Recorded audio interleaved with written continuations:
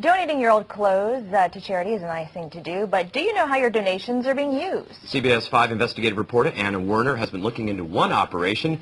She joins us this morning with a look into how some of those donations are being used. Yeah, thanks, Joe. And, you may have seen them. They're appearing on many corners these days. Bright green boxes for people to donate clothing.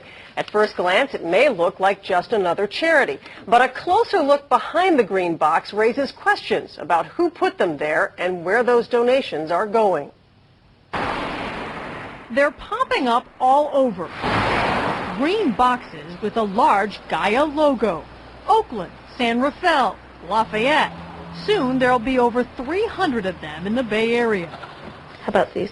And for people who are eager to donate their old clothing to help charitable causes like Jody Consoli. It's really convenient because I can go anytime I want and drop them in there. And the convenience factor is paying off. This is all the miscellaneous stuff. The man who supervises the recycled clothes collection from those new green boxes, Jan Sacco, says his group is now raking in the donations. For 05, the total collection is 3.1 million pounds. That's the same amount the Salvation Army in Oakland collected last year, and they've been around for years. What's at stake? Big bucks. There is money in used clothing. Major Bill Heisselman says at the Salvation Army that 3 million pounds of recycled clothing would bring in some $3 million. It's much more competitive now in 2006 than, say, it would have been in 1986. And what the Salvation Army does with that money is help local residents struggling with addiction to turn their lives around. So where does the money from the green boxes go? One might think Africa. It has a picture of a child that looks like they're from a poorer society, so it indicated that they would be helping those poorer societies. But when we asked Jan Sacco, he told us There is no direct money going to Africa. So if they think that they're giving clothes to a charity, Yeah, that's probably a misleading thing, yes. instead he told us the fine print on those bins says Our purpose is to train international volunteers for development projects in Southern Africa and South America. And where do they train those volunteers to work in Africa? He says at Campus California, here in the Northern California logging town of Etna. So just what is the Campus California? You're looking at it. Sacco says the clothing money goes into the programs run here out of this small two-story office building. Dean Fowler from Britain was one of the first volunteers who came here 5 years ago. Mostly I wanted to travel and see the world, but at the same time, do something which would make an impact. But of his training, he says it was spotty at best. There was subjects like watch a DVD on Battleship Galactica or, learn to play chess. And those trainers? He and other former volunteers told CBS 5 there were few, if any, real teachers. The guy who was our teacher for our group was actually a guy who was a volunteer. The only reason he was a teacher for the group is because he was one of the first ones there. It will be difficult. And when CBS 5 went undercover at a training recruitment session for future development volunteers, we found that much of Campus California's training is really devoted to fundraising. Recruiter Josephine Johnson told the group. So it's a lot of different tasks. And some are also working with a second-hand clothes collection. And in addition to paying more than $3,000 in program fees, each trainee must regularly solicit for money on the street. In fact, when one of our producers asked, Do you have to fundraise? Josephine told her, And the answer is yes. No matter what. No matter what. And the reason for that, it is because the fundraising is very educational. You learn so much, for being out there, for walking, for talking, for doing it again and again and again, Basically, Fowler says they were trained to beg. It was about the money, because that's all they ever seem to bring up. They tell you in the 6-month period there's 7 weeks of fundraising, and you have to earn $7,000. We were raising a lot of money. In fact, when former volunteer Nicole Morant heard about our investigation, she agreed to make this tape and send it from Canada just so she could tell us her concerns. So after the first week, a few of us were really talking again about where exactly this money is going. It was not what it seems. I didn't like not knowing the whole story behind the organization. So what is that story? It goes back to Denmark and a group called Tvind that started in the 1970s. They were hippies, they were Maoist-type communists.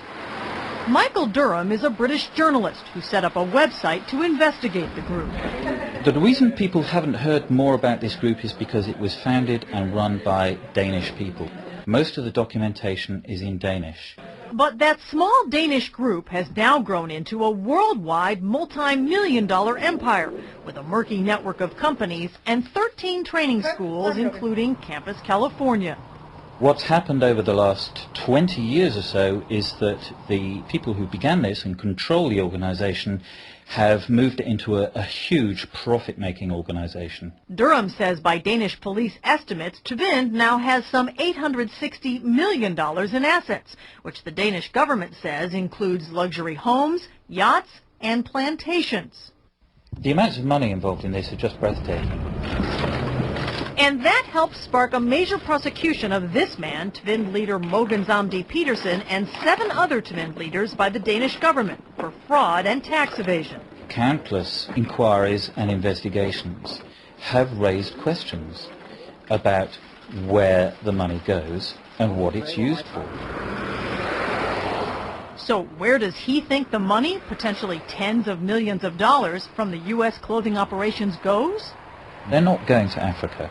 They're being sold within the organization, and most of the money is being creamed off. Durham points to this company, Garson & Shaw, whose top 2 executives are Tvind members. What is Garson & Shaw's business? Selling used clothes for a profit. Clothes that they get from non-profit clothes collectors who we found are also connected to Tvind. Which raises a question. Is Campus California, a registered non-profit, siphoning off potential income to a for-profit company under its same umbrella? We attempted to ask that question to Garson & Shaw, but they refused to comment. Over 100 students. And remember Josephine Johnson, the Campus California official in our undercover video? Josephine, we're with Channel 5. Can I talk to you for a second? We found her at the campus in Etna. But when we tried to ask her that same question... Could I ask you a couple questions? I mind. I don't want. Sorry. And as for Jan Sacco, you sell clothes to Garson & Shaw. This is a business information. I'm wondering how did you get that information, because... Are you trying to tell me it's not true? I'm not going to tell you anyone who do we sell clothes to. The reason that they've operated with impunity for so long in the United States is because people are not asking the right questions. And that former volunteer Dean Fowler says when it comes to Campus California, he believes... You know, they're not telling you the whole truth, you know, if they're telling you the truth at all. By the way, that volunteer, Dean Fowler, never got to Africa. He says after he refused to do any more fundraising at Campus California, he was told to leave.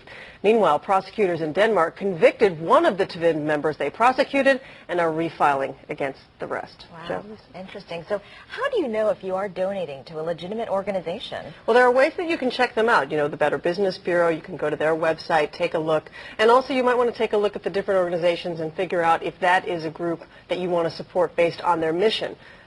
Take a look at what they say that their goals are and try to get a sense for whether they're really fulfilling those goals. And by the way, just because they say they're nonprofit doesn't mean it's necessarily the case. Well, they may be a nonprofit. However, the question is whether or not and how efficiently those nonprofits are using their funds and their donations that are coming in. And they may be using them for purposes that you decide you do want to support or that you don't. All right, Anna Warner, thank you.